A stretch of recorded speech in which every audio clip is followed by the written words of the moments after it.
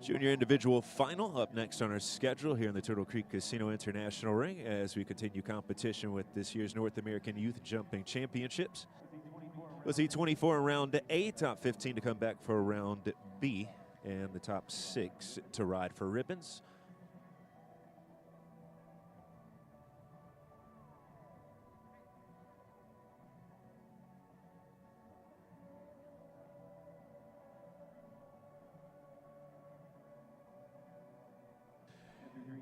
Through 3 individual rounds is currently Carly McCutcheon in the lead on a score of 3.49 headed into today's junior final.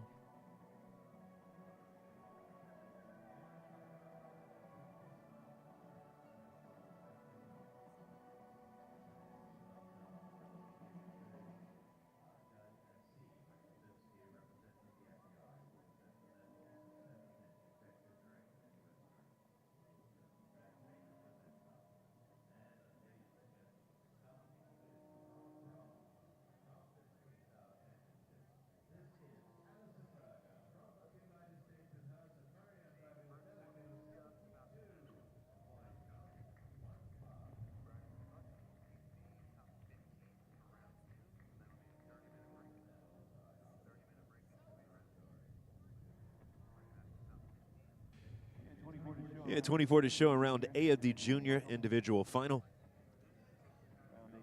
Round A course with 15 efforts, numbered 1 through 12, a time allowed of 74 Good morning from seconds. Traverse City, Michigan. A nice Sunday morning to kick off the individual final for the remaining 2 sections of these Gotham North FEI North American Youth Jumping Championships presented by USHJA. These riders have worked very hard to get to the stage that they're at and to qualify for this final day. Only the top 25 qualify. We're going to see 24 in this starting order for the junior individual competition.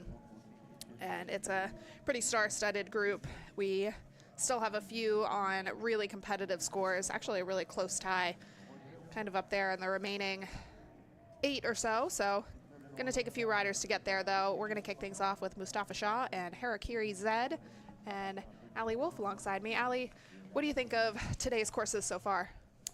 Yeah, I think Nick has designed a really great course, a big ask, especially for that final day. You know, everything is built right up to that maximum height of 1.40 m. We're going to start right off with that unicorn oxer, but straight into the corner, and then right off the bat, you take a really short right-hand turn to a very big, stout number 2, that Just World oxer you just saw. You'll probably see a 6 stride or maybe 7 for those smaller moving horses to that Liverpool vertical. And then right away, you're introduced to that triple combination, just like he jumped down along that side. And then you'll take a swooping left-hand turn to another option line. I'm sure you'll see a lot of 5s, but for those short-strided horses, you might see some 6s. And then again, another very short right-hand turn to that very, very delicate, that Starry Night double of verticals that we've always been talking about. Has been posing a lot of issues. And from there, it's a short 4 strides to a very bold looking oxer, and then a right hand turn, which he had a foot in the water. You see the water back in play again. Most will probably follow up in that 6 strides to the Net Jets vertical, and then you hook a left hand turn to your final line. Again, that very, very light plank that he just had down, and probably a 9 strides to your final oxer headed home right towards that end gate. Coming home on a total of 12 for our first out of the gate there, Mustafa Shah. Seems like a lot of course, and interestingly, the first probably 4 elements are a bit of a mirror of what we saw yesterday. Kind of just reversed the side of the ring and, you know, the direction you're heading to fence 1. But a few similar patterns to what we saw in the children's and pre-junior individual finals, just showing that some of the tests remain the same. I think he's switching things up for sure. He's making them more technical. Obviously, the jumps are bigger. But overall, a lot of the same themes that these riders are having to face day after day, and just trying to show ultimate consistency here on this final day and keep things together after a pretty busy 2 days of show jumping. So that brings us to Caitlin Keeley. She's the ride on Mystic Sea Van T. Hayveld for Keeley Equestrian. Her sister, Taryn Keeley, taking a top 10 finish yesterday in the pre-juniors as well. So family affair here in Traverse City. Yeah, just like you were saying about the course mirroring a little bit of what we saw yesterday in the juniors, or the pre-juniors and the children's. He really did very identical courses to that second final round. Again, you know, an oxer going straight into a corner. Now the opposite corner, rolling right back on a very, very square and stout Just World oxer. And again, you see that 6 strides headed across the middle. Again, you'll see that triple combination in the same place, just using different material, and we'll see how that plays out with that gate underneath A and C. And then, you know, he kind of mixes it up a little bit. We see that double of verticals come back into play, and again, we see the water. He has reversed the water, so it's going to feel like a completely different ride than it may have in the team event. Team event was headed home. As you saw, both riders so far have had a foot in the water, and she's just headed home towards the last, again with that plank sitting on very, very delicate cups. That plank is probably weighing, I mean, no more than 10 pounds, so you breathe on it and it might be coming down. Yeah, a lot of challenging asks there at the end. I mean, like you said, water is reversed, which helps us to be able to see it a little bit better. We can actually see that tape and be able to kind of see right off the bat whether they get a foot in the water or not. But then, as we saw the other day, they had a bit of a long bend. It was 8 or 9 strides. You could push out and create even more room. You had kind of a lot of an opportunity to get your horse back. Now it's a straight line to that NetJets vertical. So the space you have is kind of the space you have. And so far they've done that well. Both have had a foot in the water, but neither has had the following fence down. So we'll see how that continues to go as the course goes on. Rider for Guatemala had an incredible showing on day 1, just trying to work on that consistency through the team competition. Daniel Montenegro Ortiz with Ira Despan. Yeah, just like what you were saying for that water, you know, maybe some of them are preparing. It could be a little bit of an easy 6 strides to that NetJet vertical. So, you know, maybe some are thinking already slowing down in the air over the water. But again, you know, you're jumping away from the in-gate. That is a dramatic effect on the horses. They maybe suck away from going forward up into the water just because they're going by that in-gate and hanging back. So it's really all about that ride. And again, you don't have a measured distance to the water like you did during the team day, where we saw that skinny and then typically a 7 strides. So this one, they have to kind of create their own ride, their own distance, really riding up hard for him. Looks like he gets away with the water. An easy 6, gets a little rub on the NetJets, but gets away with it. And just headed home to the last. Again, this is a very, very delicate plank. We might see our first clear round of this round. There we go, within the time allowed, 68.90. 74 is that time allowed set for this first round of the individual final. But coming out strong there, hoping to get a spot in the final 15 that will return for yet another round of jumping before those medals are decided. And now we watch Ava K. Myers with Chico P. Ava was part of that Zone 7 gold medal effort. Just 1 rail down in each round of the team competition, so I think coming out a bit determined to try to erase both of those scores and finish this week on a clear. Yeah, just like what we talked about yesterday, maybe a little bit of that pressure is off riding for the team. Now you're riding for yourself as an individual, still representing your zone. But, you know, they set out what they came to do, and they accomplished. They walked away with gold. So for now, I think her goal is just to kind of give a great, solid, hopefully clear round and make her way into that next round. Down through the triple.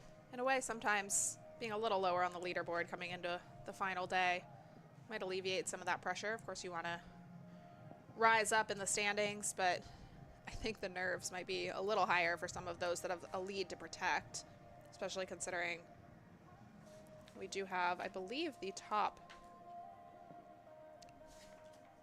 8 maybe, all within a rail of each other. Yeah, exactly. And again, like we've always been saying, this is such a mental sport. You know, please take that into account. You know, she's probably riding with determination. She wants to get it done and see if she can kind of move up. The others are kind of riding to protect something, just like what you said. So, you know, sometimes when you're, you know, riding to kind of get a better score, it's just a completely different mentality. And she comes away with another clear round.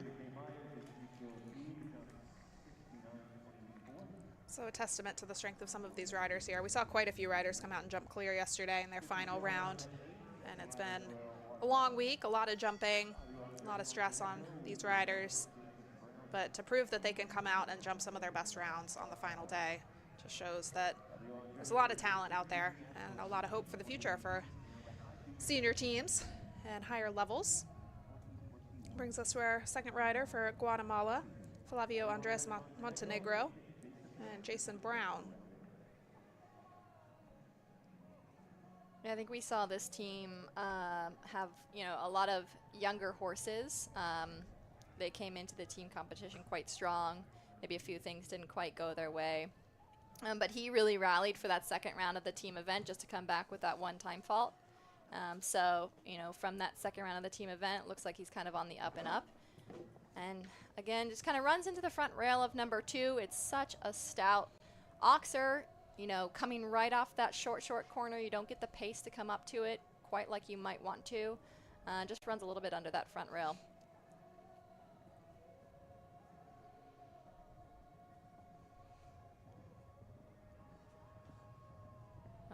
That 5 got it done very well. That 5 is a little bit forward. He has such a big stride that you may not be able to see that. But then again, the next question is can the horse come right back to you in a very, very delicate and short one stride? Those double verticals, it's very hard to see. It's right at the in-gate, coming off a very short corner to a very spooky 4-strided oxer. Got the water done, beautiful 6 strides. It's really a good balance of forward and back here on this course. I think further providing challenges.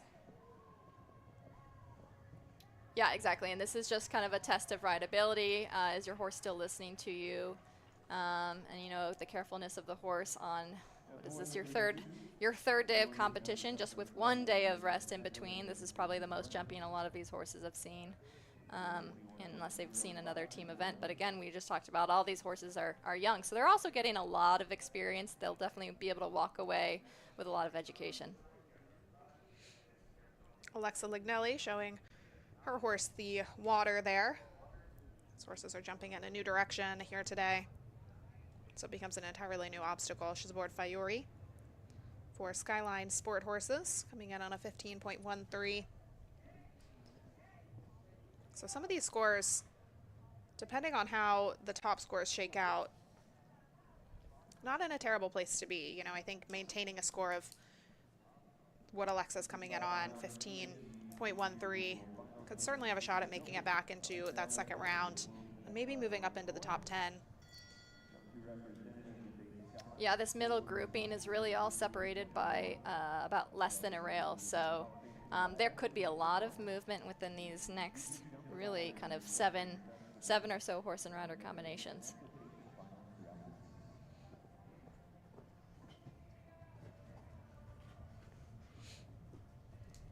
Really neat roll back to number 2. Really sets the horse up for that Liverpool vertical. And you see a lot of them kind of utilizing that corner, really going deep into the corner, getting the horse straight for that triple combination. Again, we saw a triple in a very similar location yesterday. This time it's a little bit reversed, oxer, vertical, oxer. Yesterday it was vertical, oxer, vertical, again with different colors. Nicely up and over that one stride. And this horse looks very fresh jumping-wise, very fresh energy-wise, always looking good for that last day. And we do have the water again. Yeah, I wonder if the width has stayed the same or if that's moved at all. I'd be interested to know if that's allowed or if that has been done at all.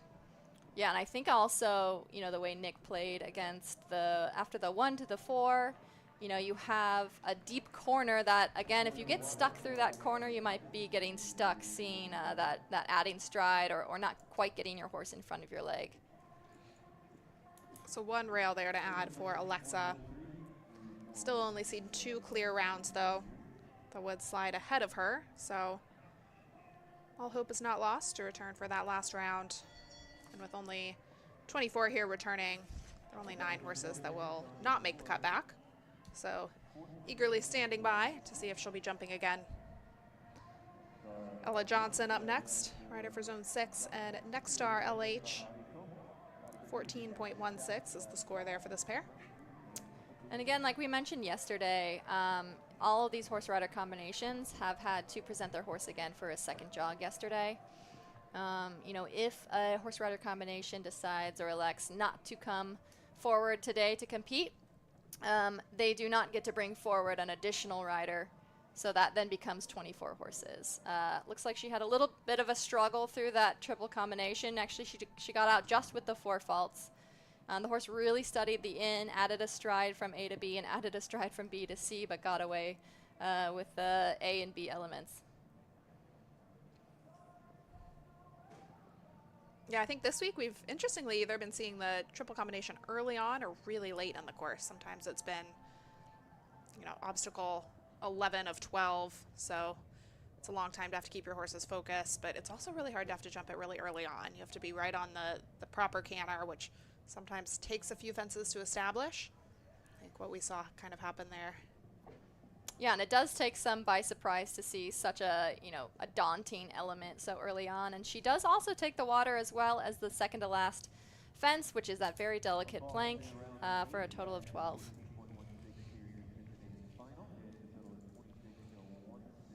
So a bit of a mix here. We've seen scores of 12, 4, and 0. So it's definitely jumpable. And we've seen rails fall somewhat all over so far.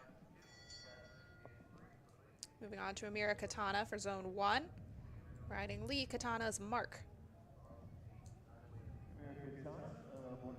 Yeah, and this course does, you know, all flow together just like we've been kind of talking about earlier.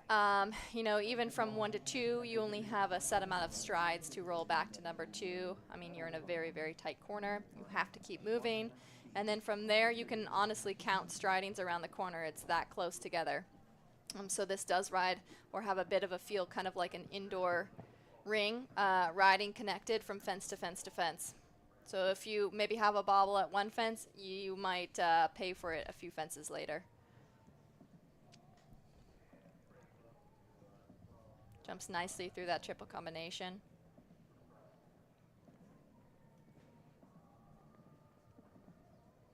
Moving up for the 5. Nice jumping effort over that Very officer. nice, yeah. It's good to see these horses coming out on the final day and looking as sharp as they are. Exactly, yep. They've already jumped 3 rounds, one of them being a speed round. So again, you're testing the quickness of your horse and then bringing it back together and then making it go 2 rounds in one day. So there's just a lot for the horse to contend with, but she clears the water. And again, just lightly touches that plank to come down. Holds it together for the final. So far, time allowed not playing a role. Looks comfortable enough. Just the 4 down, or the 1 down for 4 faults for Amira. Yeah, exactly. And it just kind of goes to show you that it's enough of a course without having to worry so much about that time allowed. So, you know, these riders are typically used to kind of having to hurry it along or hustle it around, you know, jumping in such large classes and also against a lot of large competitors. A lot of them go to, you know, Thermal or World Equestrian Center Ocala or, you know, the Equestrian Festival in Florida and Wellington. So they are used to seeing so many competitors that has to be a tight time allowed. So they're used to kind of having to go on the move. Moving along to Rebecca Gutstein. Zone 5 rider aboard Harley David for Samuel Perot. Rider who contended in the jump off of the Grand Prix just yesterday evening. That one by Kathleen Driscoll. Just drops a leg at the last element of that triple. Yeah, she actually, she looks like she wanted to kind of come in on that forward stride, and the horse said, I think we better add a stride. And it was very smart to kind of get itself out of the way, A and B, and just lightly touched the front rail for C. Almost got away with it, though.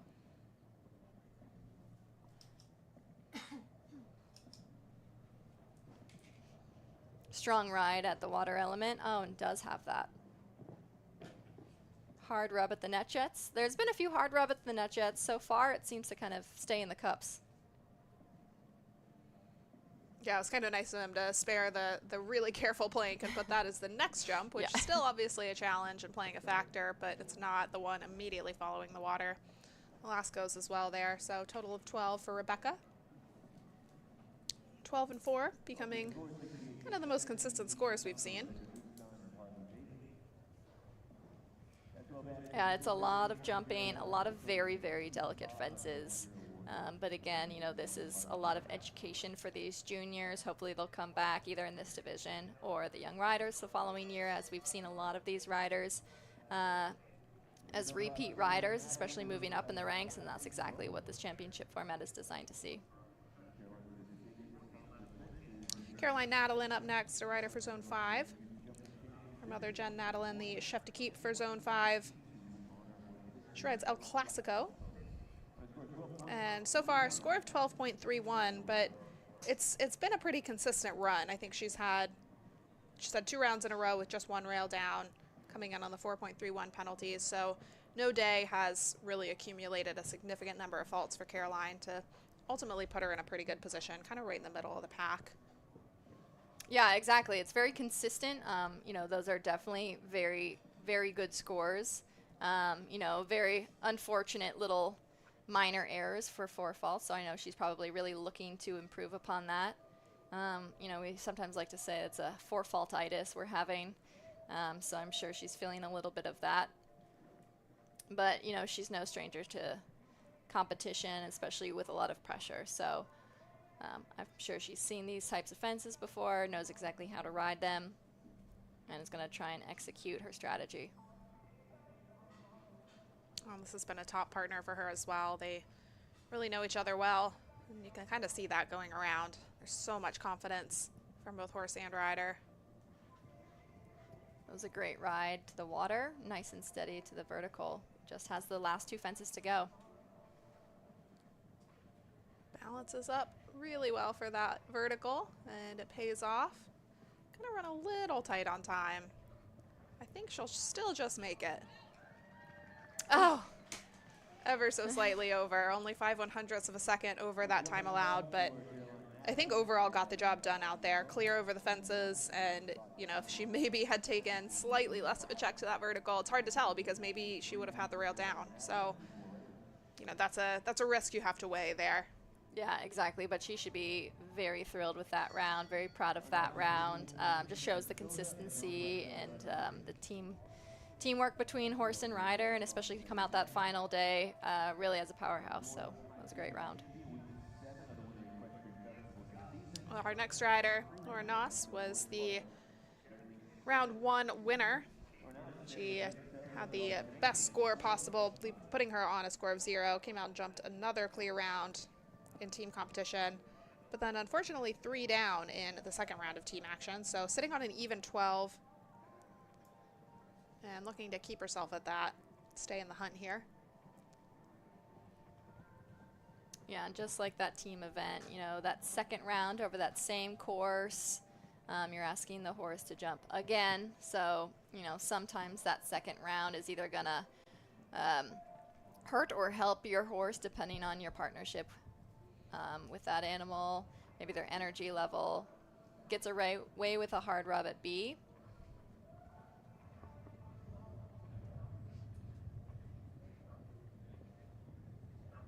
Nicely through the 5. This is a really fast little mare, so not one that's going to have to contend with the time allowed here. And perhaps, you know, if she is to qualify for that final round, it is a change in the course slightly. We did see a couple of the elements repeat, but, you know, it didn't seem to suit her well to come back and jump the second round again in the team competition, but this time it'll be a new challenge, so I wonder if the horse will maybe rise to that challenge. Yeah, exactly. Just like what you said, a different course. Maybe the horse is just a little bit bored jumping the same fences again, but she's definitely riding this course with a lot of determination, fighting back from that previous round and gets it done. That was a beautiful round. That was beautiful. Keeps herself on just the 12 and sitting right around 13th place as she was coming in. So that should pretty safely guarantee her to make it back into that second round. And depending on how some of the riders above her do, she could move up on that leaderboard. Exactly. If you're able to put in a clear round, especially for today, you know, you can always move up. You know, you've done your job, you've done your due diligence. Now people just have to go and really, you know, either have a rail, have some type of a fault, and you just kind of watch yourself steadily move up the ranks. Catherine Puglisi up next with Heineken. They sit on 11.58, and another kind of like Caroline Nadelin, very consistent over the 3 days, 3.58 in the first qualifier, and then just a single rail down in each round of the team competition. So maybe adding a little fuel to the fire. She knows that none of her rounds have yet been perfect, but they've been close to it. Yeah, exactly. And, you know, it's riding a little bit long, A to B, and then short from B to C. I think some riders will maybe take a little bit of notice. And, you know, if I'm not mistaken, I do want to say that maybe one of those 4 faults on the team day was a foot in the water. So that is also something to keep in the back of her mind. But definitely not while she's jumping the delicate double of verticals here.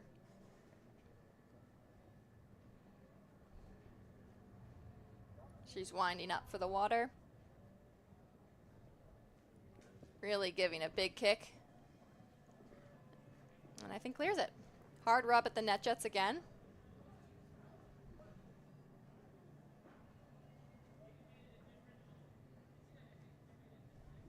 Just one fence to go. Nicely ridden. Solid clear there. Seems to be a pattern. Those that have really put in some consistent rounds are coming out even stronger today.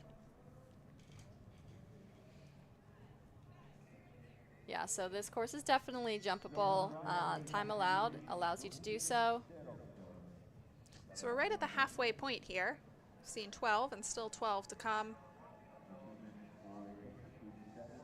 And first of the top 12 here, Kate Haggerty rides Noche de Ronda. Day one didn't quite go to plan, but they really rallied, put in a clear and a 4 on team day. 11.55 the total score coming into today. Yeah, and again, another previous mount of McLean Wards. So we've seen definitely a few McLean horses throughout here. So again, no stranger to big competition, especially team events. You know, it's a slower moving horse. So I know on the first day she was really trying to go for a speedy round, and you know, the speed just maybe caught up with her in a few places. But again, put in a very solid couple of efforts on the team event. Former rides of McLean has been a bit of a theme for the week, not only in the young riders, but in the FEI. There's a couple of former rides of his. So you can always tell when McLean leaves his mark on a horse. It has to be a special one for him to ride it, and I think he leaves the horse a much better horse. Exactly, and that's gonna, you know, just give that confidence to the rider a little bit more. Knowing the horse has been there, done that, it's gonna kind of take care of you. Setting up for the water. And again, it's such a big strided horse, really having to fight hard to get the 6, gets a little rub on the net jets.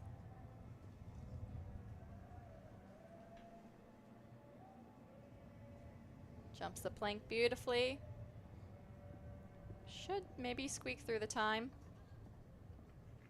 Yep, just a perfect half a second there to spare. And clear for Kate Haggerty. 3 clears in a row as well, plus the 1 on the time fault. So this course looking progressively better as we get into our top riders here. So that should be interesting as these scores continue to drop.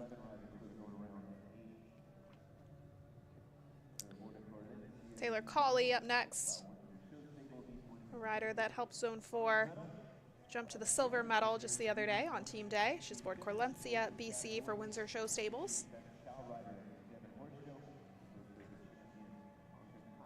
And it was kind of a fun day all around for Taylor to stand atop the podium. It was also her mother, Molly Ash Cawley's birthday.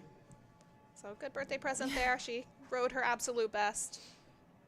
A clear and a 4. So she's sitting in contention right now, within the top 10, in fact, on the 10.68 penalties. Yeah, and again, her parents were not able to make it. You know, both horse trainers themselves riding. So I'm sure they're probably watching intently and waiting. But she has stayed very consistent throughout these couple days. A beautiful rider, same thing, just like we were saying, one that came up through those equitation ranks.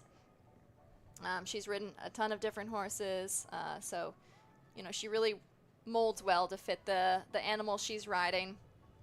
And a lot of horses really do love that ride. Strong kick at the water. No flags there. Really fights to get that 6 done.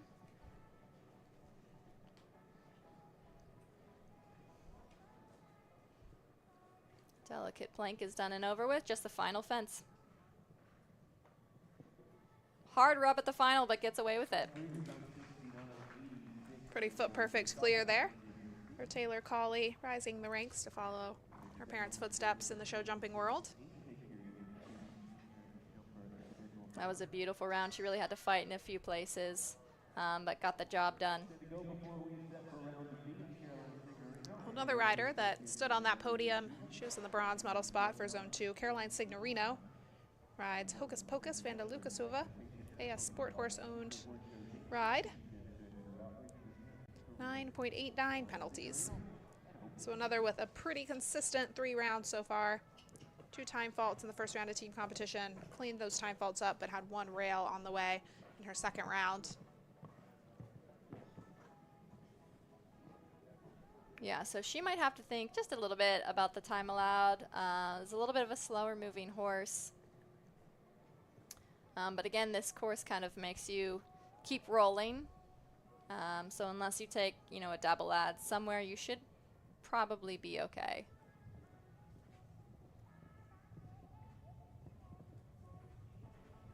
Jumps beautifully through the 5 strides, rolling back on the double of verticals. Really has set it up for those double. That double has not actually proven much of an issue as I thought it would be. Well, it probably helps. It's coming out of the corner, so it's not really it's a related distance on the back end, but you kind of get to get a little more control of how you jump in. It just looks like a foot in the water again. You know, that water, we're seeing the same front side as the other day, was just kind of a very boring short white box with a green trim border around it, so really not inviting the horses to jump up and over it.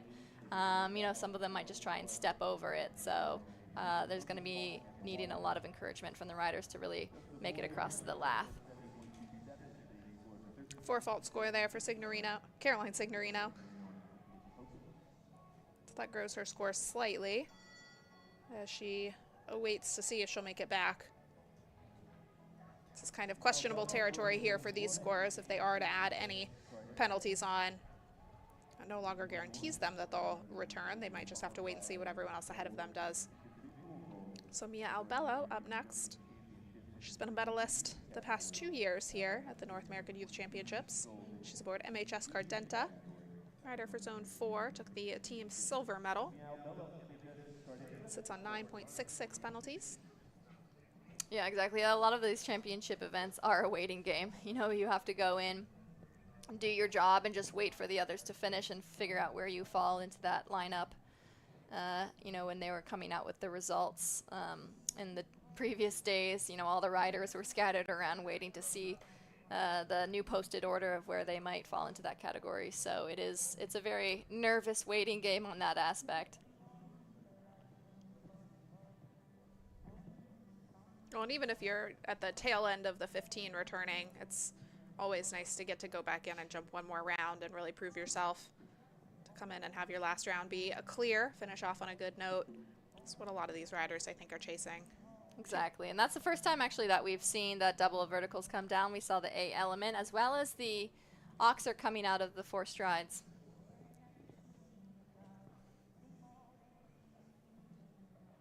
Just looked like she opted for a little bit of a deep distance, a little bit too close maybe to that A element.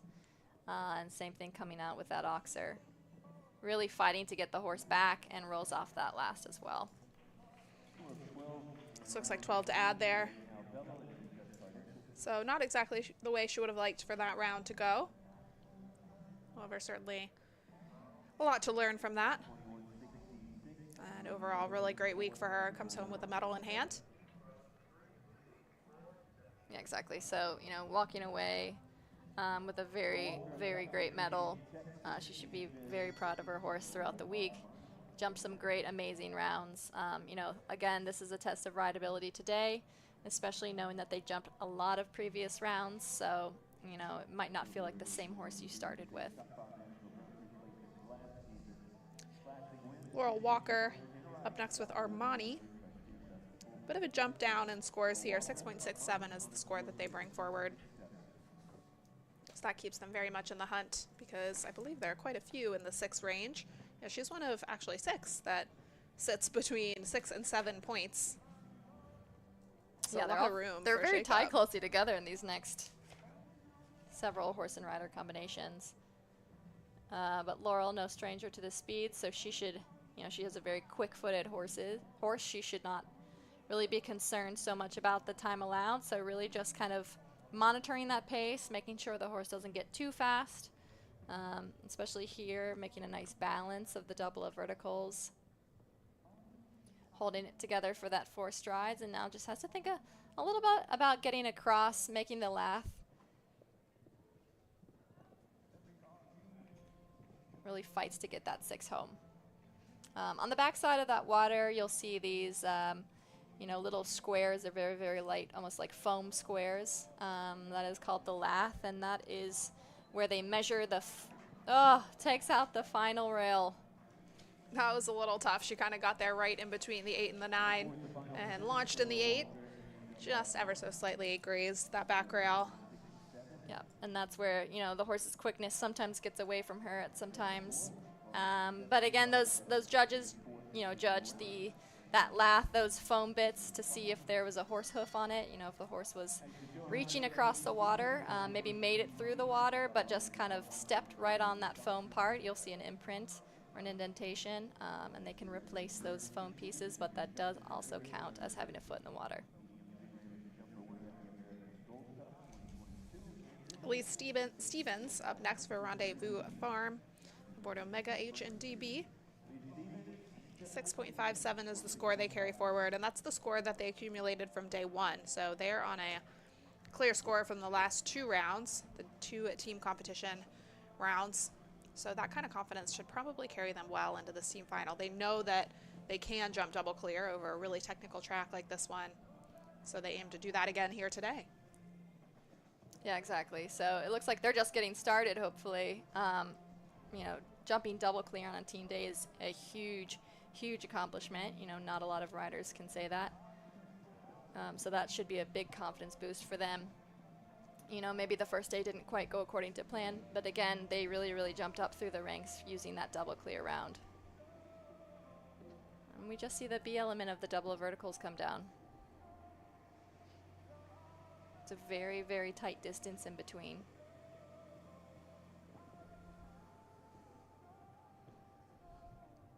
Getting the 6 done after the water.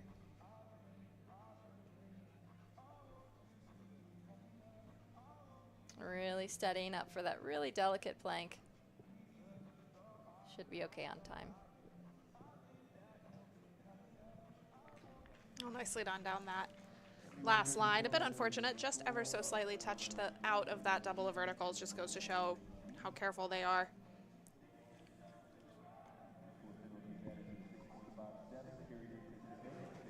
Yeah, exactly. And some horses might look through that B element to the big.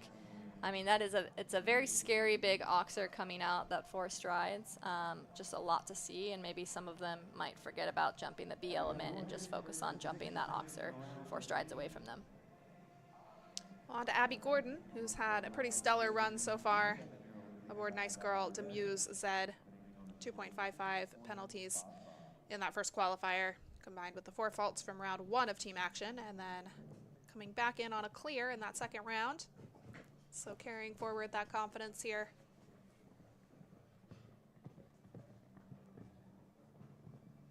Kicks out over number 2, has a beautiful jump. This horse looks like it has great form today. Really steadying up for that C part.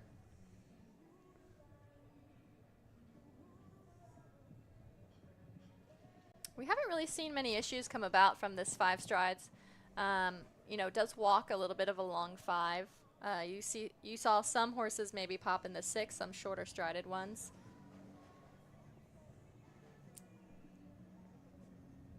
But again, in this ring, horses get such a huge stride, and you often forget that. I mean, this footing just encourages them to keep rolling, and she does have a foot in the water and actually takes the net jets vertical. Yeah, she looked like she really had to ride forward for that water. You could see her kind of coming out of the corner, realizing she saw the really forward distance and just didn't quite cover the backside of it, and then maybe a little too much forward momentum there to the vertical. So records just the 8 there. That was too bad. The horse jumped a beautiful round other than that. And that brings us into our final 5. Tessa Downey coming in the ring now. She was the anchor rider for Zone 7 on team day and pulled out a double clear. And that was all that was required to take the gold medal for her team. She rides Isabel, a horse that she has been relying on to carry her through these championships. 6.35 is the score that she finished up on day 1. And just goes to show, you know, maybe she wasn't thinking she was in top contention after day 1. That might have been further down the leaderboard. But things can change very quickly if you pull out clear rounds after that. Yeah, exactly. And this is a great, great jumping horse. You know, the first day didn't quite go according to the plan that she probably had set in place. She had a very, very quick round. Just an unfortunate drive-by on a bending line to an oxer, and had to circle back and approach it again. A little bit of a bobble step from A to B, but gets away with it.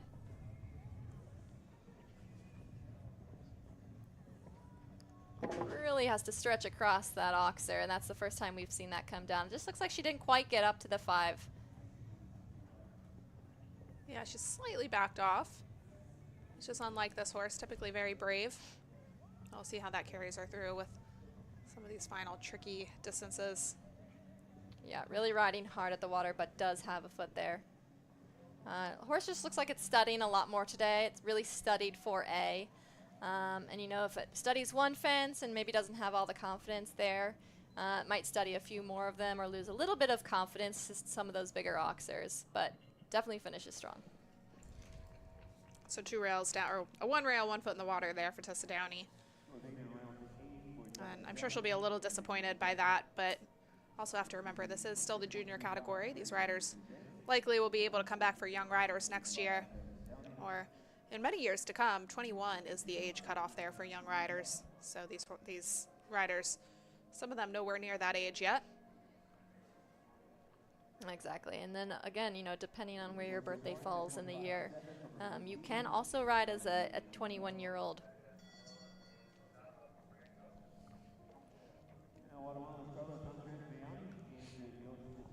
So in our top 4, Carlos Andres Mini Morataya rides for Guatemala, and he's had a pretty stellar outing. With Juiced VS, jumped clear in the 2nd round of team action. 2.27 penalties carried forward from day 1.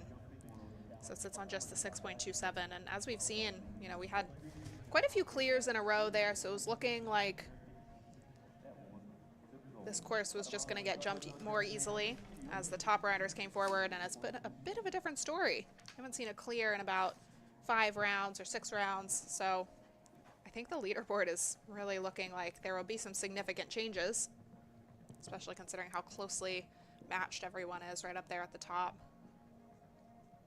Yeah, exactly. We're going to have to go back and do some calculations. Stretches really hard over A. Has to kick out strong for C. They are really studying and backing off that front rail of A, which is making B element ride a little bit far away and then inadvertently making C very tight.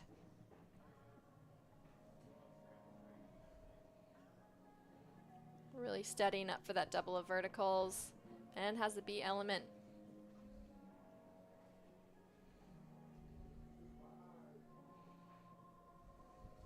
Riding strong for the water, and definitely has a foot in the water.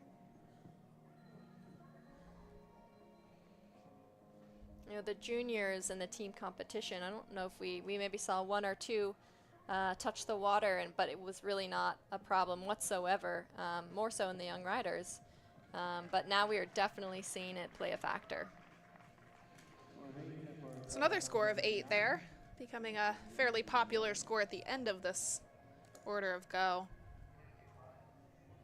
And we only have 3 remaining, all of which, these top 3 all jumped double clear on team day. So coming in on quite a bit of confidence and looking to really hold on to that lead, because now there's actually quite a few rails that separate them from the next people down on the list.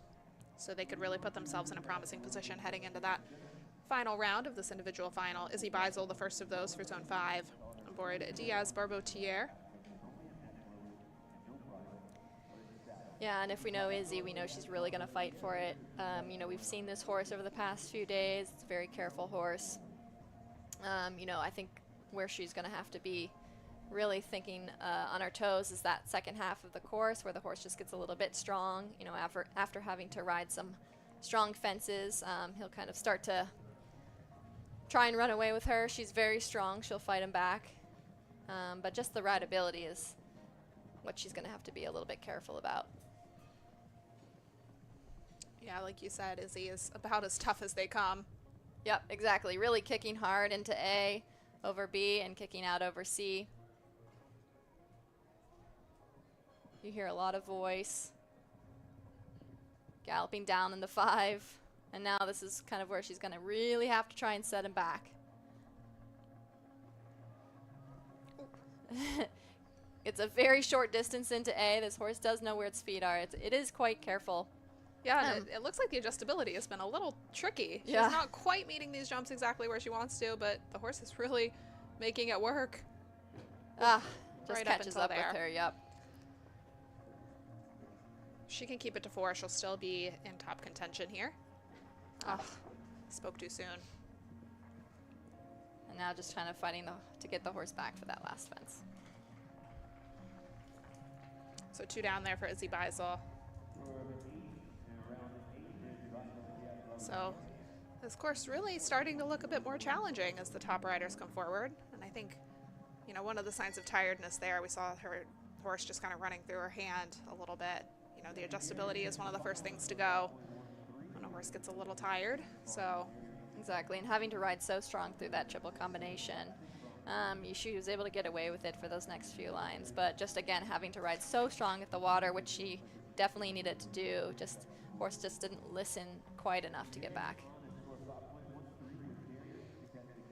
Stephanie Garrett sitting in second place coming into this individual final. She's on 5.13 penalties with Darius to Kezeg-Zed. Another that jumped double clear for her team.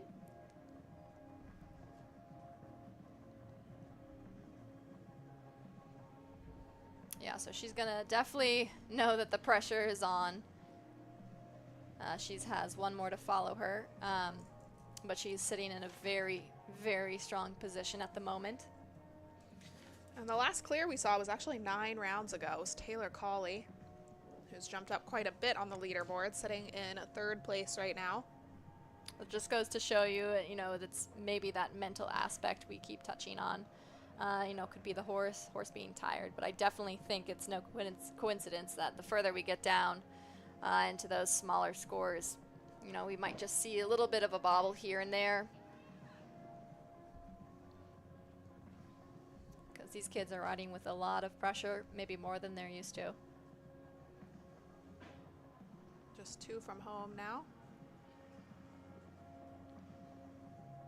Time should be okay. Oh, and she gets that clear. That was the clear she needed, and she maintains the lead right now with just 1 remaining before we set for round 2 of this individual final. Stephanie Garrett breathes a sigh of relief there. She's put in 1 of the 2 rounds that she needs to get a spot on that podium. That must be a great feeling. Great feeling, good pets on the horse. You know, she can breathe a sigh of relief for maybe 1 to 2 minutes, and then get back in the saddle and get ready for that second round. Well, and maybe perhaps alleviating just an ounce of pressure. She does have a rail in hand, at least when it comes between separating herself and Elise Stevens, currently sitting in second. However, Carly McCutcheon's still to go, and she leads by a slight margin. 3.49 is her score. That was the score that she brought in with Coco Mercedes on day one. She put in a pretty solid clear, very fast clear. And ultimately, I mean, she went early in the order, so the time just kept getting quicker. I don't know that she anticipated it getting that quick, but she also knows that, you know, she was capable of putting in 2 clear rounds on team day, and that would be a very comfortable spot to be in. Exactly. And a rider that's always very cool and collected under pressure. Yeah, and again, we see another McLean Ward horse. I actually believe this was previously ridden during the winter by Lucy Davis as well. So it's gotten some very strong, very good professional rides in. Still relatively young, though.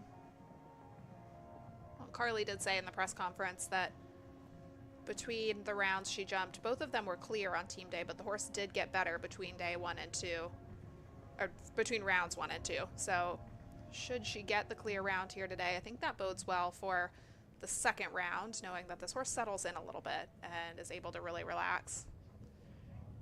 Exactly, and that's always a good feeling to, you know, feel that maybe you have a stronger connection or a stronger bond, or that your horse is listening to you even better in that second round.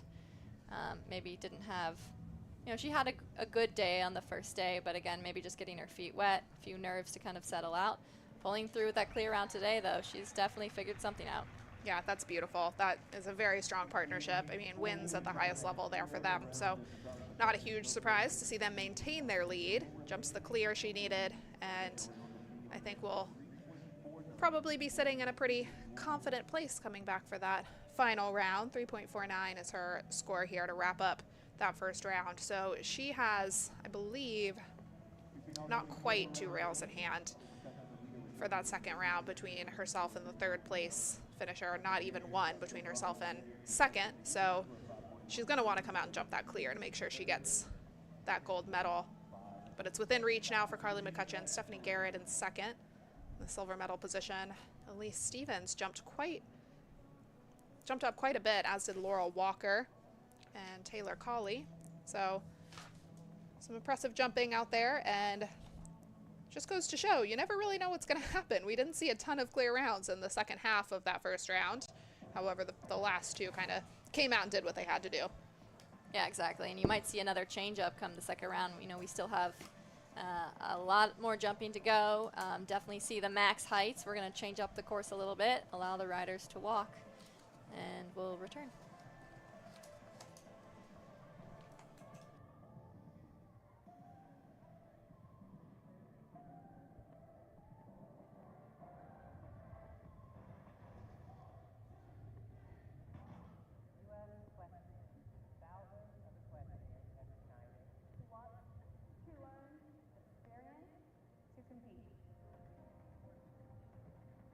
In the pursuit of fairness, safety, welfare, and joy.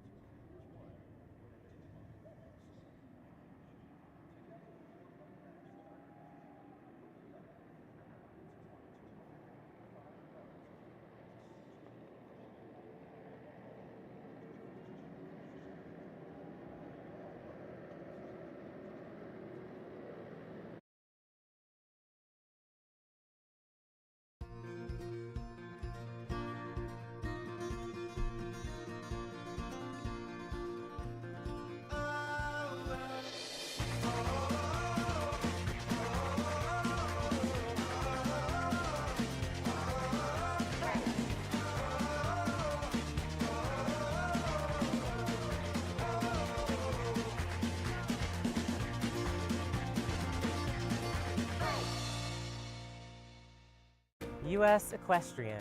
Thousands of equestrians have united to watch, to learn, to experience, to compete. In the pursuit of fairness, safety, welfare, and joy. From the grassroots to the Olympic Games.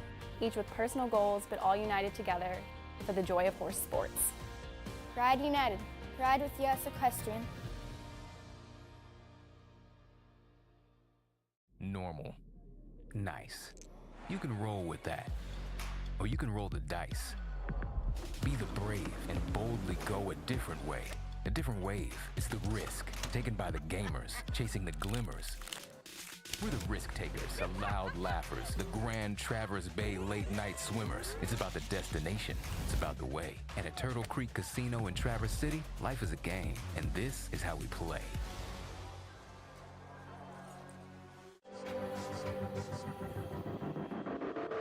With NetJets, travel will always be personal. We do everything it takes to make every flight exceptional.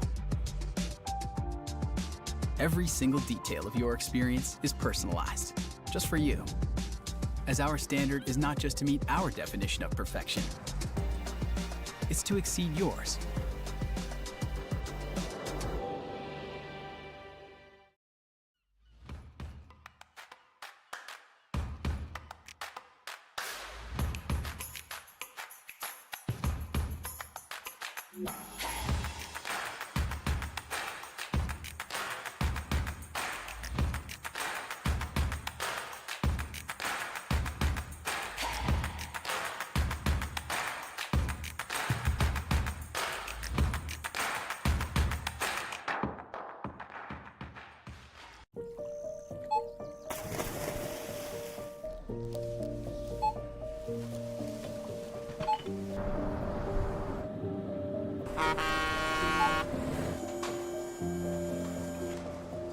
Whenever you shop Meijer, you shop for more than yourself.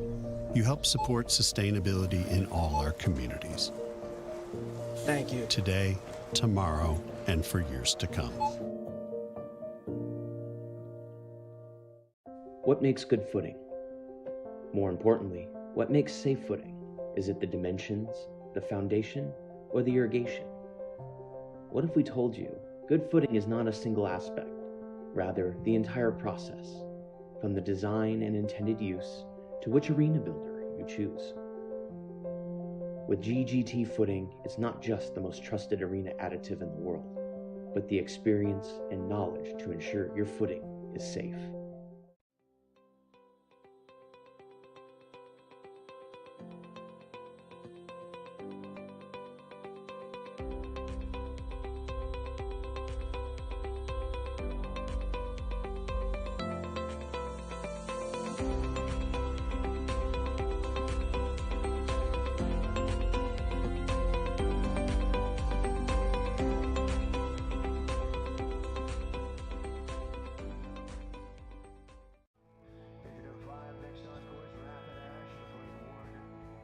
FEI really takes a different approach to product development and to the materials that we use in our products. We're always looking outside to see what the sports world and medical worlds are doing, and we apply that to the equine athlete.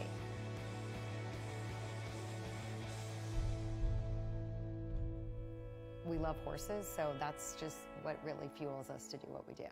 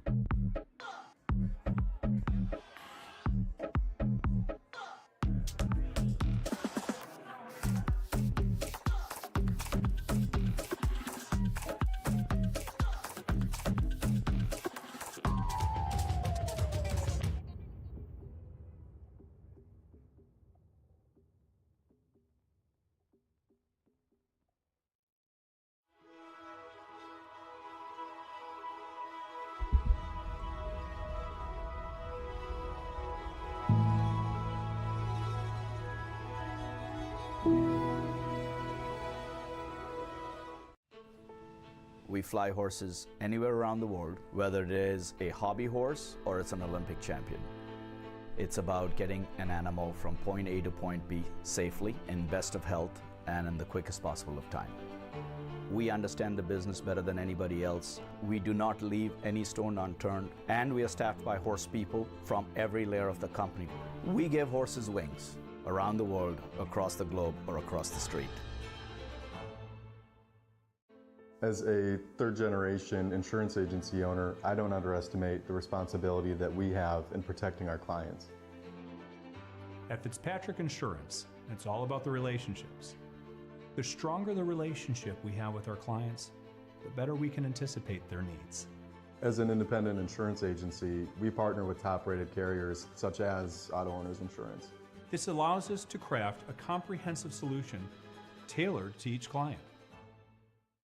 If you're looking to go out, go up, to get up and go. Whatever you're looking for, you and anyone you bring with you will find it all and more at the Grand Traverse Resort and Spa.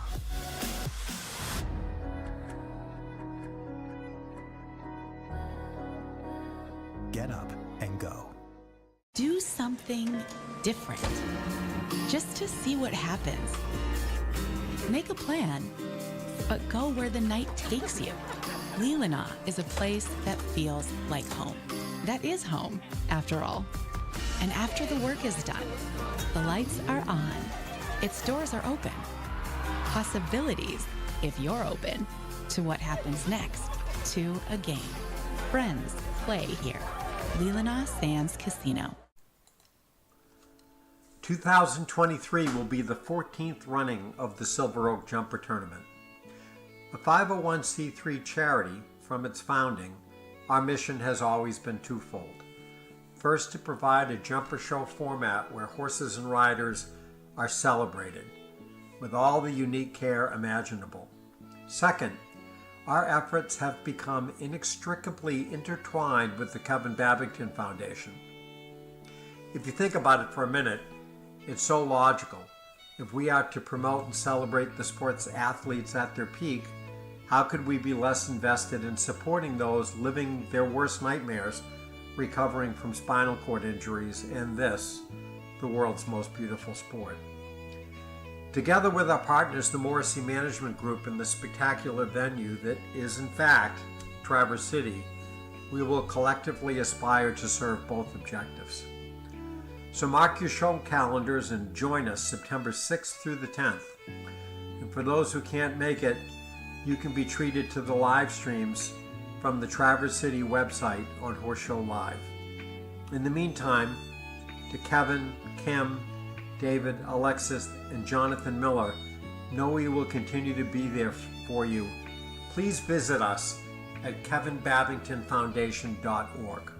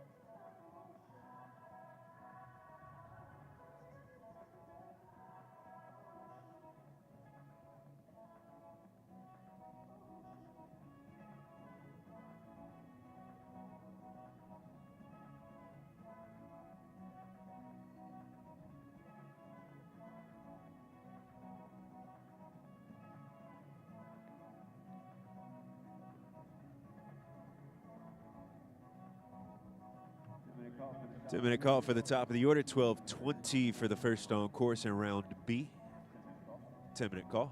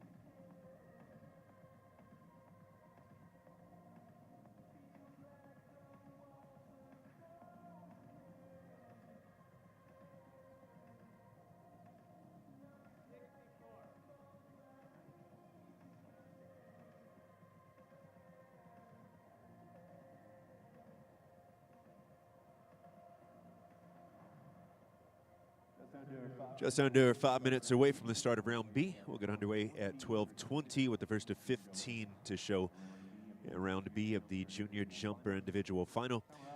Time allowed for round B, 64 seconds. 64 seconds round B time allowed.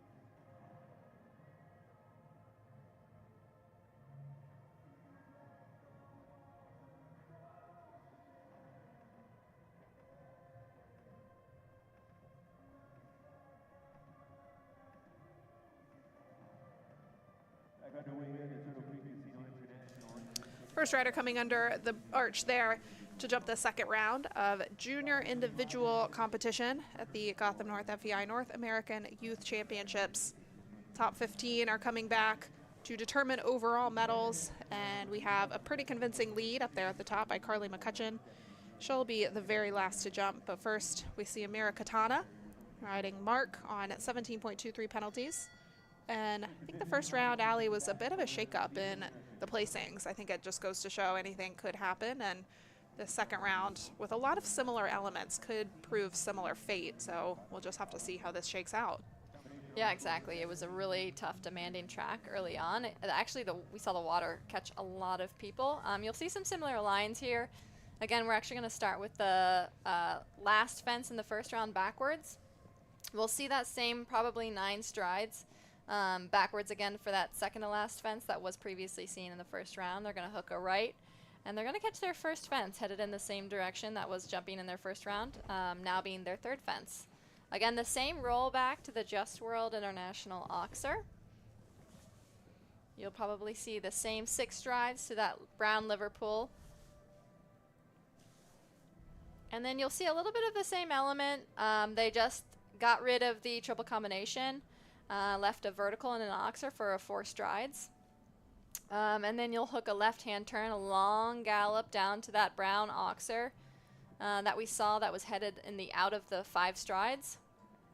Again, that same right-hand turn back, you'll see the delicate double of verticals, and then a long gallop to your final fence, which was the out of the 4 from the double of verticals, now being your final element by itself for a clear round. And that horse jumping in just beautiful form there. So finishes off her North American Youth Championships run with a clear and a pretty consistent performance over all 3 days. I think, if anything, day 1 was her weakest performance, so continuing on with no more than a single rail down on any given round. And could actually provide a little bit of forward movement there, finishing higher than 15th overall, depending on how the rest of the riders jump. Abby Gordon up next. I think her round didn't quite go to plan. She was sitting in a pretty promising position, and the 2 rails down dropped her slightly. However, there are 4 riders in the 14-point range. So if she can keep this to a clear, she could probably jump back to a pretty similar position. Yeah, again, anybody who makes the final round of the final day, you know, deserves a huge recognition. This is a very, very long week for them, for their horses, jumping a lot of competition, a lot of pressure. So just to be able to kind of hold in with the pack, especially the top of the pack, is a really impressive accomplishment. Jumping down the 4 strides. And then a very long gallop. You see the time allowed maybe possibly being a little bit of a factor. We'll see as we hit a few more horses later on. Again, you'll see another right-hand turn back to the double of verticals. And then a long gallop to the last. I don't think the time will be a factor for her. Yeah, within that 64 seconds time allowed there. And jumps another clear.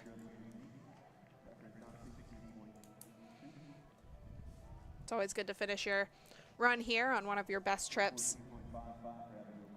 Exactly. Anytime you can finish your long week here with a clear round, that's a very, very solid round to be proud of. Great to go out on. Tessa Downey next with Isabel.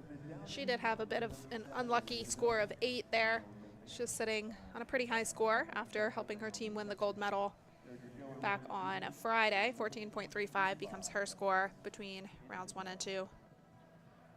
Yeah, I just had a little bit of an unlucky ride earlier, like we just saw. The horse backed off a little bit to that A element of the triple combination, but they did get rid of that. That might help her out because then following that, a little bit backed off in a few other places as well. So I think right now she started off with a great pace. I think that long 9 strides from 1 to 2 is going to really help set her off on that roll. Definitely not backing off anymore, so it looks pretty solid. Tessa's definitely not one to get discouraged by a couple rails down. I think if anything, that'll light her fire. Giving a good ride there. That was actually one of the elements that the horse really did study hard in the first round of today. And then really fighting to have to get her back to the double verticals. I will say this horse looks more confident than it did in round 1.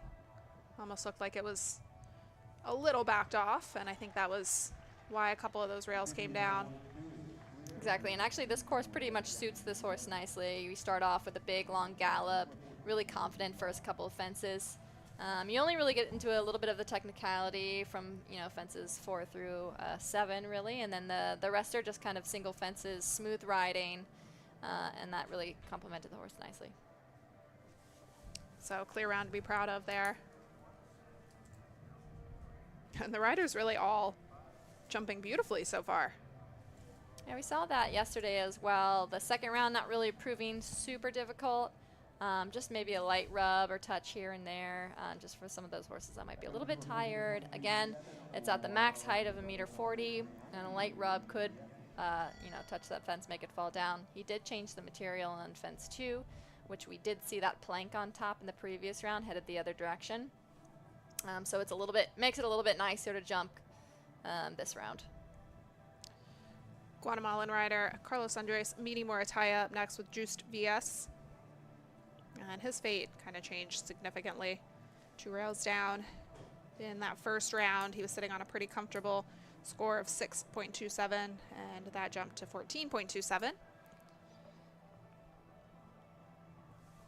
Yeah, and again, some of these riders also having a foot in the water, so not necessarily 2 rails down per se. Unfortunately, that does count as the equivalent of a rail, so water not being a factor this round, I'm sure we'll definitely see a lot more positive results.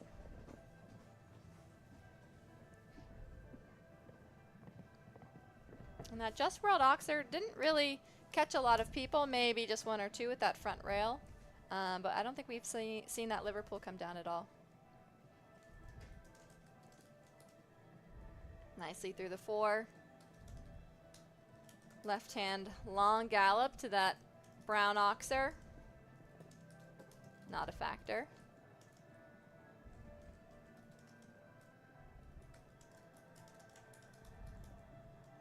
Through the double of verticals. And down to the last.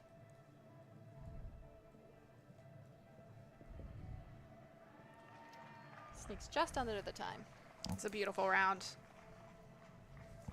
Nick setting a fairly inviting course that is really allowing these horses and riders to shine in their final round of jumping.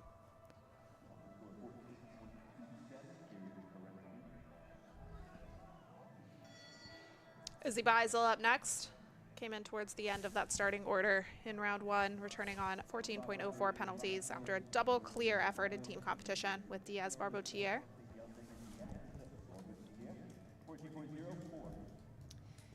Yeah, we just saw a little bit of a loss of rideability in the latter half of that round previous.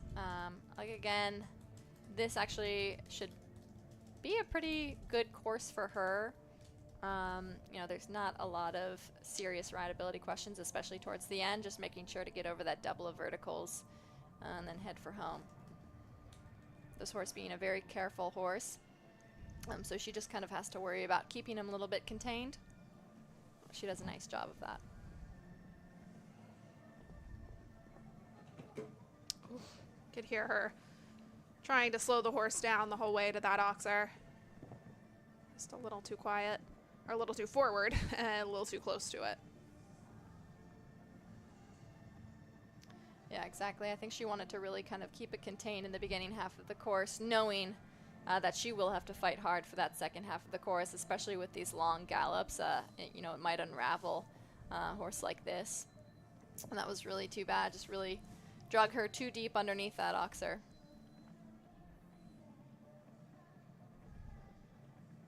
A little bit deep to the double of verticals. She saw that in the first round too. Not a problem for the horse though. Really lets the horse go a little bit to the last, so it doesn't really have to fight across that longer distance.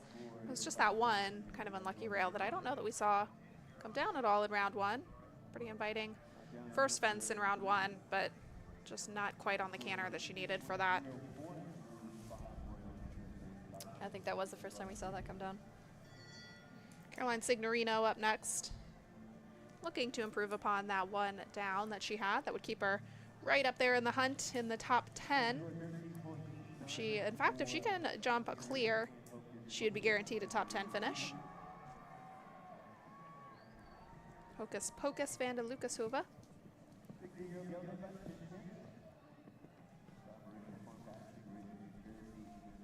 And time not really seeming to be a huge factor here.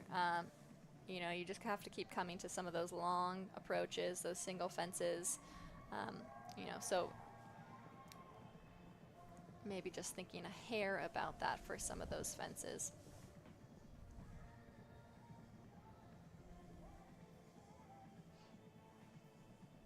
A few more longer runs here in comparison to that first course. Yeah, I think at least the nice thing about the fences all being kind of interconnected in round 1 is if you kind of have the right canter, it encourages you to just keep that rhythm, whereas the long runs, you can get a little lost on your stride length. Yeah, exactly. And I think maybe that's the question that Nick is asking. You know, inviting you for that big long gallop, maybe up to a very square fence.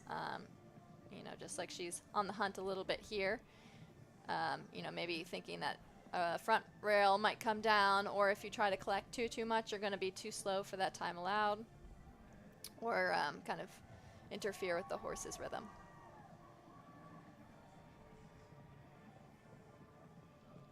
On clear it is for Caroline Signorino, so she gets herself a top 10 finish there, and we'll wait anxiously to see how high up that leaderboard she can move up. 13.89 is a pretty good score to be on, because actually I think she's less than a rail away from bronze medal. That would require quite a few of these final horses to have a rail down, so not sure she'll make it onto the podium. However, that is still a pretty good way to finish her week. And now we have Caroline Nadelin coming back. She jumped clear over the fences in round 1, just 1 on the clock. 13.31 is her score. Yeah, she was one that we saw really move up, put in a beautiful clear round, just a tick over the time. So might just have to think about that a little bit.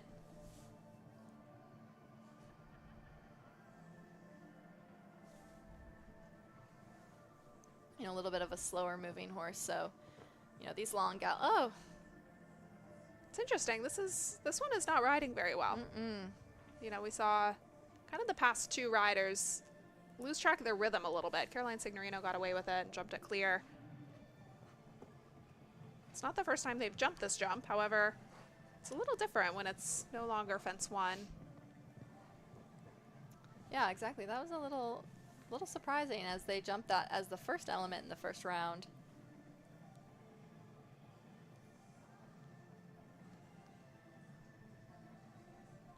So already on the 4, and likely will run into a little bit of time penalties as well. Big jump over the brown oxer. You know, now she really has to kind of keep her composure, keep it together. She does want to finish the course.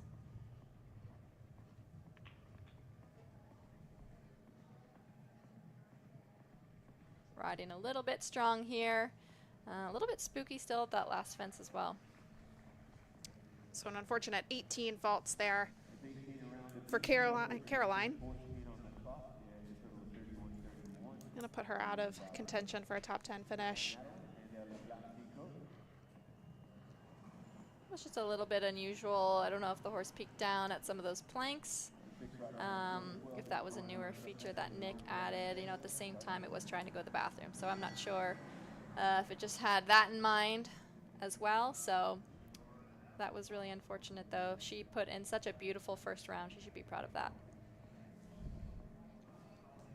We're now up next with Bretzel Darthenay, hoping to carry the momentum. She jumped a clear round, in fact 3 clear rounds so far. Just that second team competition that slid in there and had her on the 12.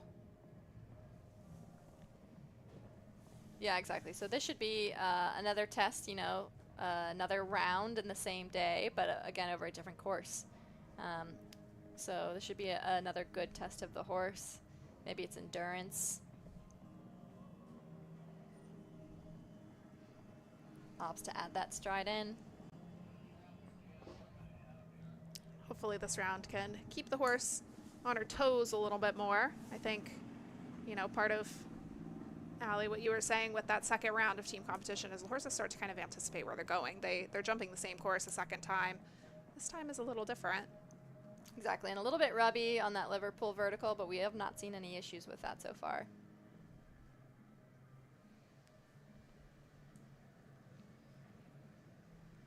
This is the 5th course that all of these horses have been jumping at the max height, with the pressure on both horse and rider. So all of that taken into consideration.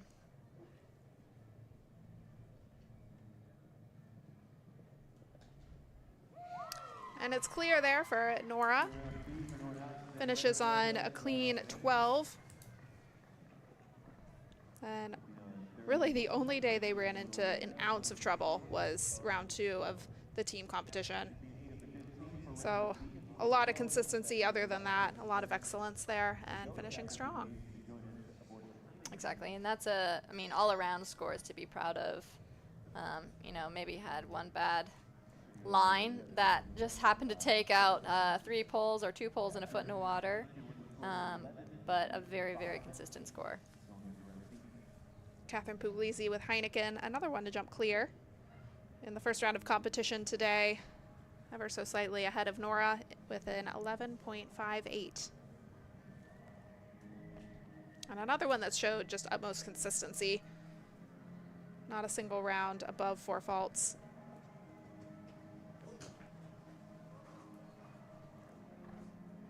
Exactly, and then putting in another a clear round earlier in this last class. Really solid effort, really good confidence booster. Holding out for it. We haven't really seen many issues with that 4 stride on the outside line. Big gallop to the Oxer. Now really has to think about steadying it up for this really, really delicate double of verticals. She gets it done. Yeah, she steadied up really nicely there. Kind of hit that exactly the way she needed to. Horse looks very rideable, nicely rideable. Yeah, I think that horse just kept getting stronger as the days went on, as evidenced by her scores. Double clear on team final or individual final day. Guaranteed a top 7 finish there. That's very exciting. Anytime you can get a top 12 in individual portions, that is an incredible accomplishment. Another one looking to uphold that clear score. She jumped earlier this morning. Kate Haggerty with No Shade of Rhonda, 11.55.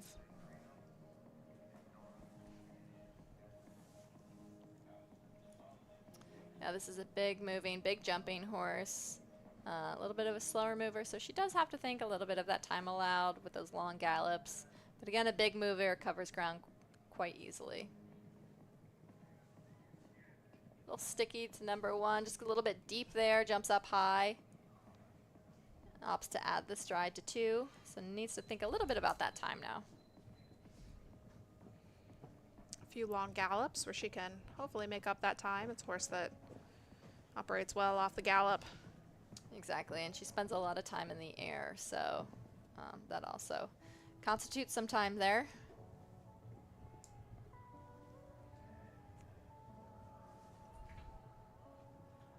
Really balances for the 4. Now has to think a little bit about that time, which she is. Opening up to that bigger gallop to the brown oxer.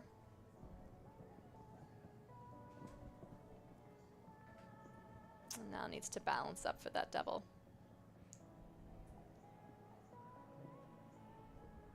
Jumps it beautifully and out to the last. Time should be maybe okay. Runs a little tight, however, just inside, so that is the clear that she needed.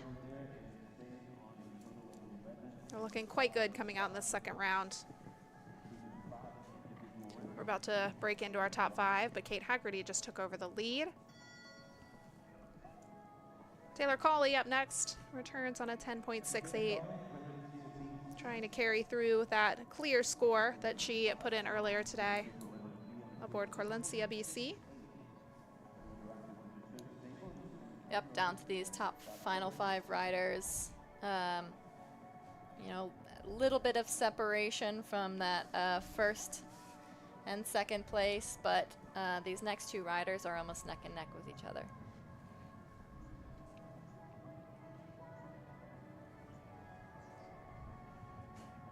Taylor just with a slightly unlucky rail in round 2 of team competition.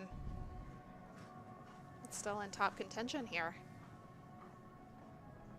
Really balances up around the corner.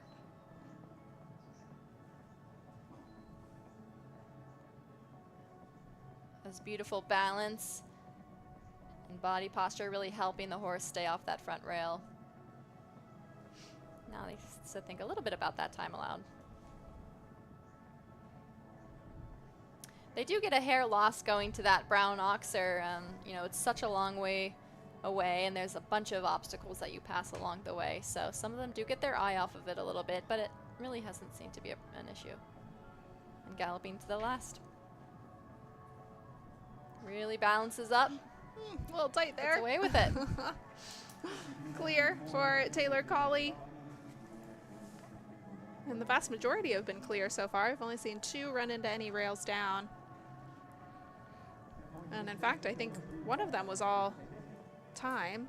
So really just 1 rail down in the second competition, or the second team final round. Yeah, and a lot of these that we've seen clear also had that long stretch of clear rounds in that first round of today's competition. So, you know, now we'll start to see those that maybe had an unfortunate mishap in the first round looking to improve upon their score. So Laurel Walker, one of those. She just had the 1 down in round 1 with Armani. 10.67 is the score.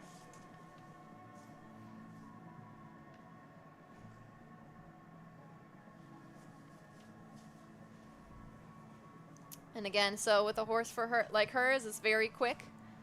She doesn't necessarily need to think about that time allowed at all, but just making sure that that horse doesn't really get too much quicker.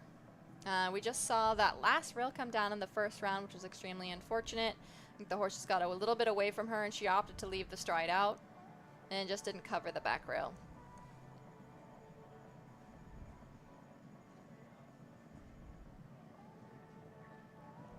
A little bit of a long gappy distance. Now really needs to pull it together for this last. And she has plenty of time. Beautiful distance to the last. Pretty quick there as well, but more importantly is the clear that she needed to keep herself on 10.67. So she is within shouting distance of a podium finish there, actually. If any, I believe, if this next rider has a rail, that would put Laurel into the bronze medal position. She's a little bit farther away from both silver and gold, but I think still not impossible. So Yeah, sitting again, in 4th. We've seen a lot of shakeups already, so nothing is impossible, but she's done exactly what she needed to do, and now she has to sit back and wait. Rider that climbed the leaderboard a good bit with, I guess she just had 1 down. Wasn't clear in the first round, but I think she was a pretty low score before a run of riders that finished on 8 faults. So 10.57 is her score. Elise Stevens coming forward in the potential bronze medal position. She's 3rd from the top. And a clear could really put her in a nice place. Yeah, I think a clear from here could definitely secure at least the bronze medal. So she's definitely feeling that pressure. I'm sure she knows this already. You know, this is where I start to be on these last 3 riders.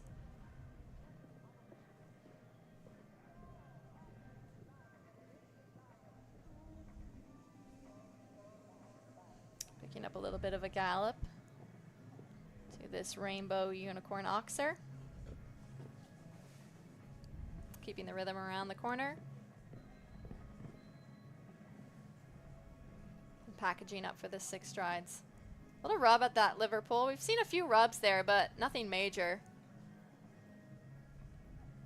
Helped her, I think, for a little bit for that 4-strided line, and now a long gallop to the brown oxer. Really have to get their eye onto it. Big jump there. Now needs to kind of settle back in. She's doing a really good job of managing those long runs. Yep. I think seems to know exactly where her stride length is. And last jump for a potential medal, well, for a medal. Which medal we'll decide. So she is guaranteed the bronze there and could potentially move up. The rider ahead of her has 1 rail in hand. And Carly McCutcheon leading the way, a rail and some time faults in hand. But neither one has 2 rails in hand. So time will tell. We haven't seen a rider have more than 1 down on this course. So I think that would be a bit of a shake-up there if that were to happen with these top 2 riders, but definitely not impossible because this is still a technical track. Stephanie Garrett next to go with Darius Dekezegazed, 5.13, sitting in contention for the silver medal here. Yep, a lot is riding on the shoulders of this pair, and the pair following especially. A little bit of a comfortable gap there between 2nd and 3rd if she's to have 1 down. And I believe has a time fault in hand as well. she could still take that silver. Yeah, so a little bit of breathing room, but still you never really want to think about that as a rider. That just opens the door for a possibility. Really having to balance for that 6 strides. Really having to balance for that vertical. You can just see her leaning really far away, leaning against him. Really trying to keep that front end up.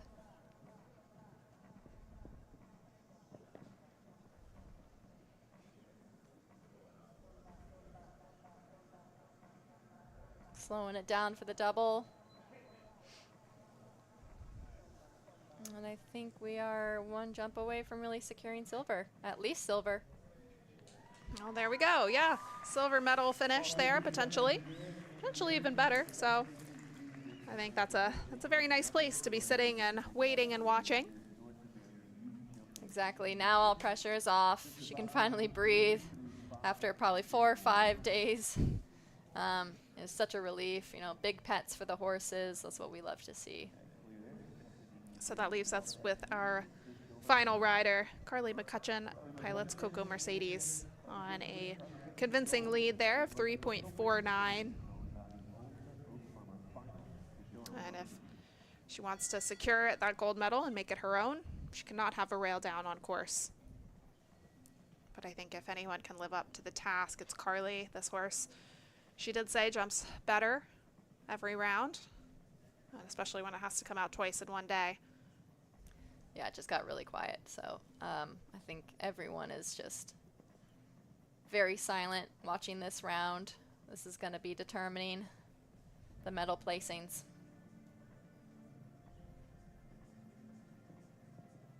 Big gallop to 1.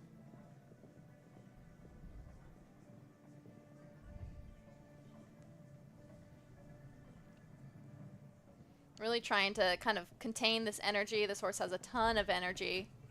Gets a little bit rambunctious at times. She's just trying to sit as still as possible and try to not fight so much against the horse to take the energy momentum out of the horse, but really just trying to work with it.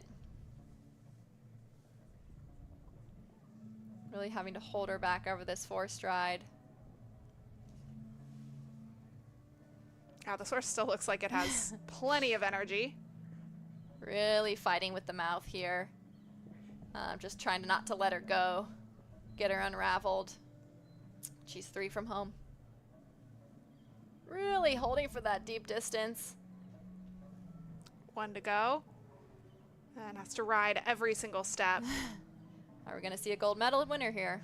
And we are. Clear round. She really had to earn that, though. Every single stride was ridden there by Carly McCutcheon, but it is a clear, and it's the clear she needed to keep herself on 3.49 penalties and secure the gold medal there for herself. So no shakeup there at the top. I believe it looks like the final 8 riders jumped clear, so they all maintained their exact position that they came in on. There was very little shakeup there in that second round. It was a bit of the opposite story in the first round. Quite a bit of a shakeup at the top, but Carly McCutcheon jumped clear the whole way through this junior section of the North American Youth Championships. Huge congratulations there to Carly McCutcheon and the team behind her, as well as Coco Mercedes. Quite an excellent display of jumping there. So Stephanie Garrett is going to secure that silver medal, and Elise Stevens takes the bronze. We'll see them stand atop that podium shortly. But the day here is not over. We still have the young rider individual final coming up, planning to kick off at 2 p.m. And Allie, I think we've seen a lot of talented show jumpers already here today, but the day is still set to get more exciting. Yep, we have our final round of crowning our final champions for the young riders section. Gold, silver, bronze medal winners will be determined later on, again with a two-round format. Just like we saw in this first round, that was a lot of serious jumping, a lot of shakeups, very, very careful fences. So it'll be interesting to see what Nick designs for these young riders here. Again, jumping a big obstacles, max height of 145. So that's already kind of 2-star range. So again, I think we'll see a lot of shakeups here, and then we'll be back. Well, thanks for joining us for the junior section, and we'll take a bit of a break, approximately an hour, before we're back underway here with the individual final for the young riders.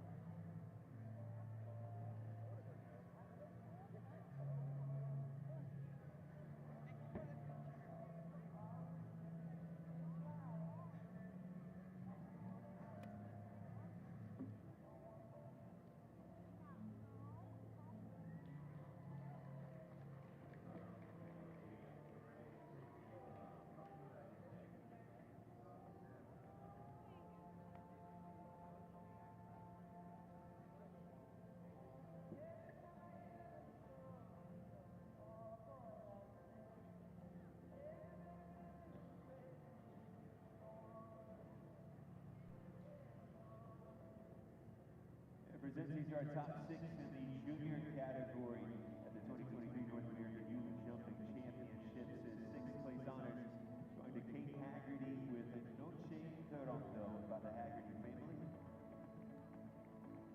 In a round on a total of 11.5 through 5 individual rounds. 5th award going to Taylor Cawley with Valencia, BC on by one Show Staples on a total of 10.68.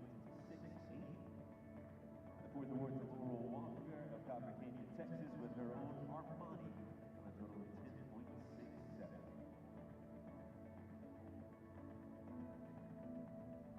Bronze medalist in the junior category this year, Elise Stevens with Omega HNDV on by the Rendezvous Farm.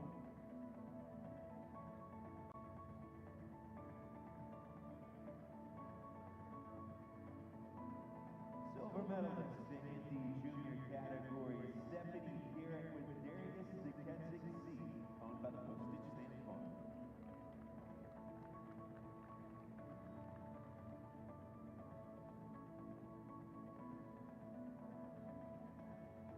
Gold medal in the junior category for 2023 going to Carly McCutcheon with Coco Mercedes, owned by McLean Ward and the Old Oak Farm.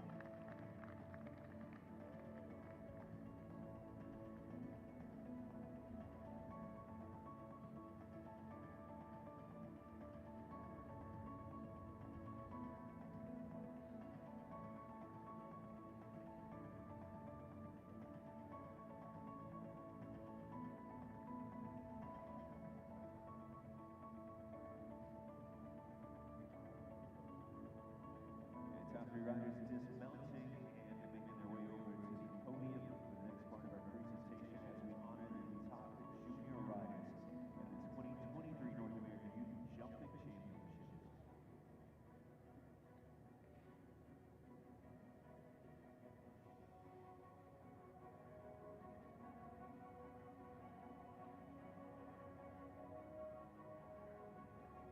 Here to present to our medalist in the junior category, President of the jury, Elena Kutranek, and the technical delegate, Marina Azevedo. Elise Stevens will take her place on the podium, first bronze medalist in the junior category this year. Yeah, Elise piloting the Rendezvous Farm entry Omega HNDV, a 9-year-old by Canaan. Silver medal going to Stephanie Garrett with the 12-year-old the gelding Darius the Ketzig Z, owned by the Postage Stamp Farm.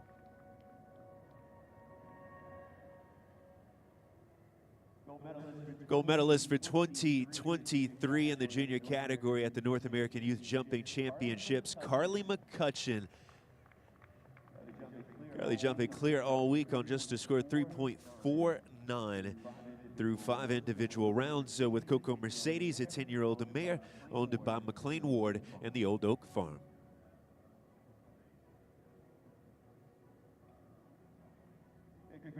Congratulations again to our medalists in the junior category for this year's North American Youth Jumping Championships. The bronze going to Elise Stevens from Zone 6, the silver going to Stephanie Garrett from Zone 2, and the gold to Carly McCutcheon from Zone 7. Ladies and gentlemen, at this time, we ask that you all please rise if you are able and remove cover for the Star-Spangled Banner in honor of our junior champion, Carly McCutcheon.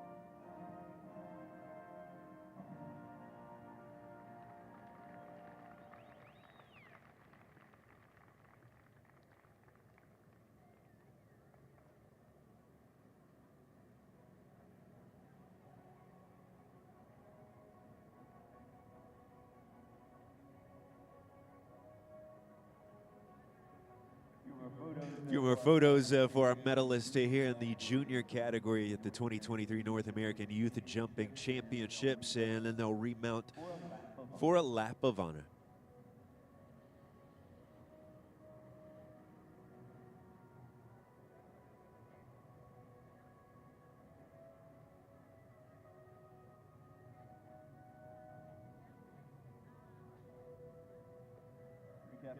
Recap of our top 12 from the junior category this year. 12th award went to Abigail Gordon with Nice Girl de Muse Z. Tessa Downey 11th overall with Isabel. Guatemala's Carlos Andres Mayani 10th with Yost Vies. Caroline Signorino and Hocus Pocus Evander Lucas Huva finishing at 9th. Nornaus Bretzel Dartanay 8th place combination in the junior category for 2023. And 7th, Catherine Pugliese and Heineken. And 6th, Kate Haggerty with Noche de Ronda. Taylor Colley in 5th with Corlencia BC. 4th, Laurel Walker with Armani. Bronze medalist for 2023, Elise Stevens with Omega H&DB. The silver to Stephanie Garrett with Darius the Kedzik Z, and your gold medalist in the junior category for 2023, Carly McCutcheon with Coco Mercedes. Top 6 remounted. Carly, when you're all ready, if you would please lead us on a lap of honor. Gold medalist in the junior category for the 2023 North American Youth Jumping Championships.